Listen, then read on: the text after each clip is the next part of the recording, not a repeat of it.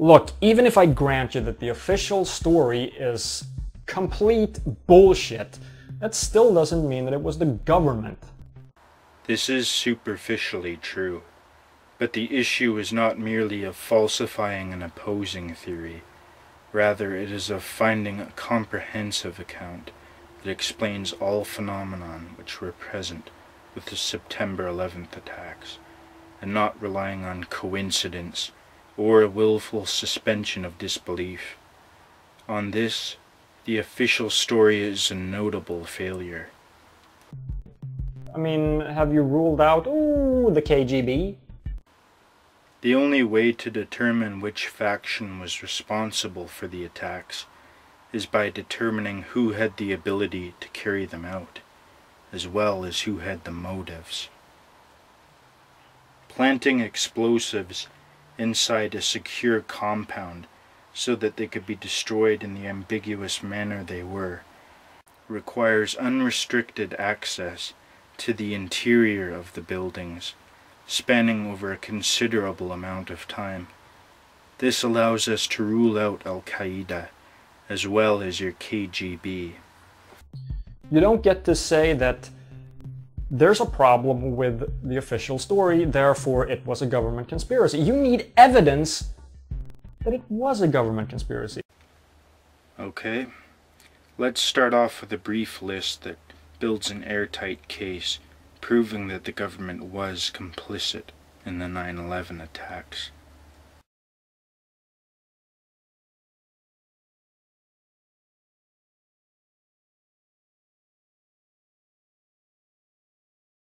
But, okay, let's say it was a government conspiracy. Are we talking about the whole government being in on it? Was there a vote? Obviously not. Aside from the upper-level officials who planned the false flag events, there were those individuals who remained situated to gain access to all of the infrastructure in question. Compiling a list of all the persons complicit in this operation would take a considerable amount of time, and in any case, this topic has already been extensively covered in the video 9/11 Explosive Connections, the 9/11 Masterminds. However, we can take a short excerpt from it and observe the highly suspicious activities of one of the conspirators, a man named Paul Bremer. In the impact zone of the North Tower was a company called Marsh & McLennan, which at the time was the world's largest insurance brokerage company. One of Marsh's executives was a guy named L. Paul Bremer, who was also the chairman of the Congressional National Commission on Terrorism from 1999 to 2000, and the U.S. Ambassador at Large for Counterterrorism from 1986 to 1989. Instead of going to work on the day of 9/11 and dying inside the towers with hundreds of his employees, Bremer decided to go on MSNBC and tell the world that Osama bin Laden was behind the attacks and possibly Iraq and Iran, and then he demanded the most severe military response we can come up with. As far as I know, all people who have ever looked at this, who have any education that qualifies them to make a statement like that, actually say that it wasn't a controlled demolition. Haven't you ever heard of AE 9/11 Truth? This is a non-profit organization composed of architects, engineers, and demolition experts who dispute the results of government investigations into the events of 9/11. Do you claim that they lack the credentials to say whether or not this issue is a closed case in favor of the official story?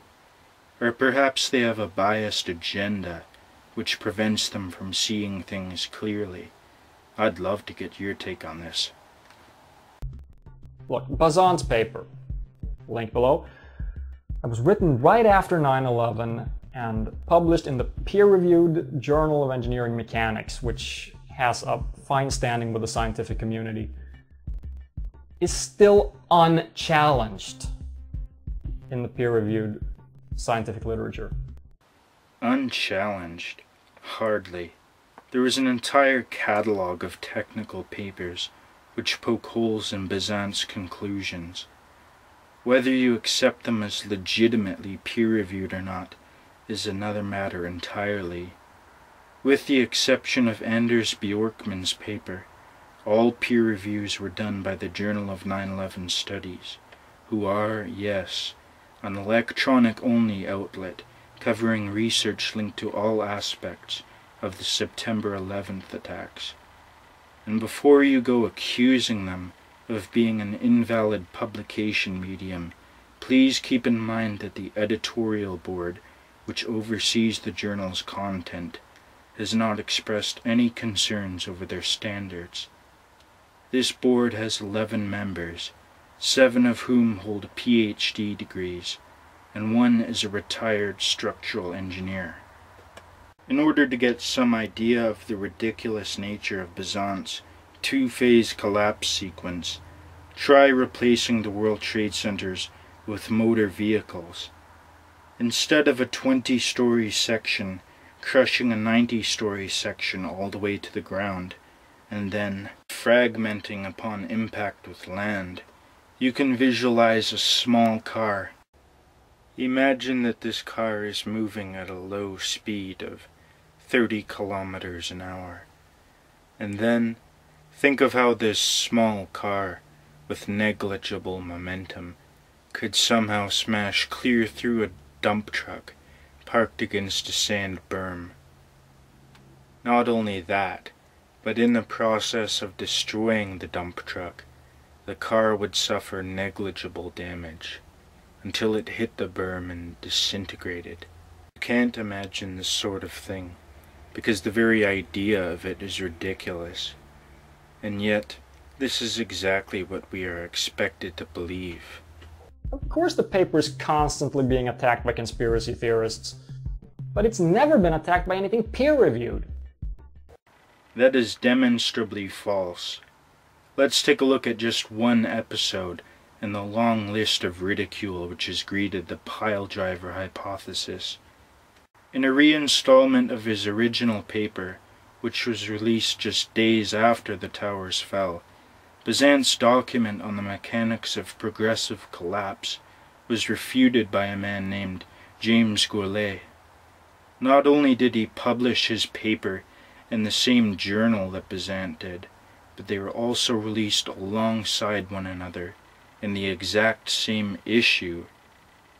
Gourlay's main concern with the piledriver hypothesis was the inconsistencies associated with a two-phase collapse.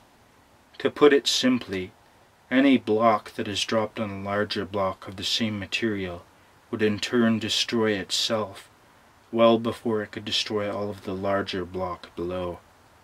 In addition, there was the concurrent matter of the towers collapsing at near gravitational acceleration, which means that the upper block experienced zero net resistance from the lower foundations. Creep failure cannot account for this elimination of resistance, but controlled demolition can. Thus, CD is a better hypothesis. It can account for multiple phenomena by itself, whereas the official story requires various other separate explanations which are mutually exclusive. Facts, those bothersome things. It wasn't a plane that hit the Pentagon. There's no plane wreckage.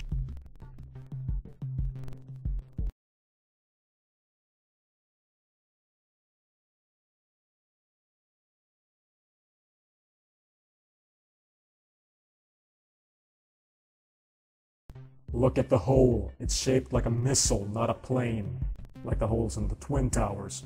The Pentagon's wall was made of reinforced concrete, not relatively thin steel beams with windows between them.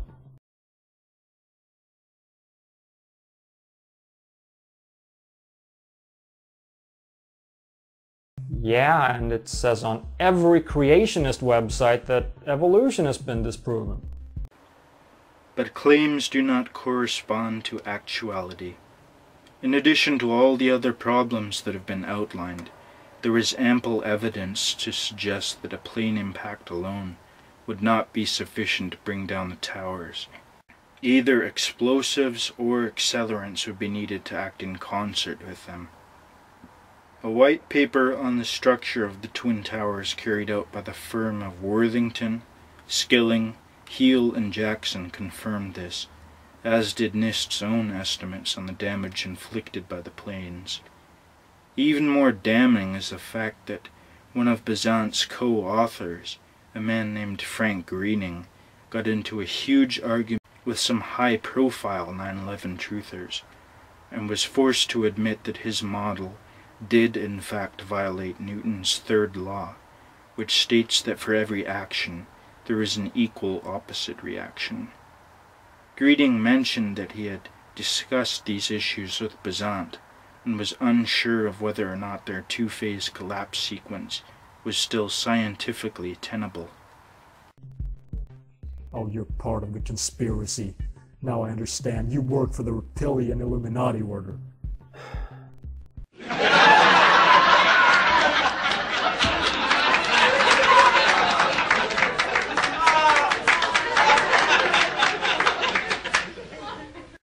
Now that Marty's unidirectional skepticism has been shredded, I will use a different metric to tally the score between our two competing hypotheses.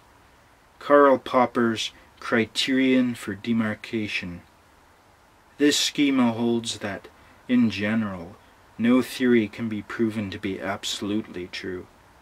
Rather, one must attempt to disprove a hypothesis, and if it passes a number of reasonable attempts at falsification, it can be accepted as a valid theory, for as long as no new conflicting evidence emerges. Since the so-called conspiracy theory has resisted all your attempts at falsification, and since all your own conditions for proving the government's complicity in the attacks have been met, we can confidently conclude that the September 11th attacks were, in fact, orchestrated by a shadow world government, and not Al-Qaeda.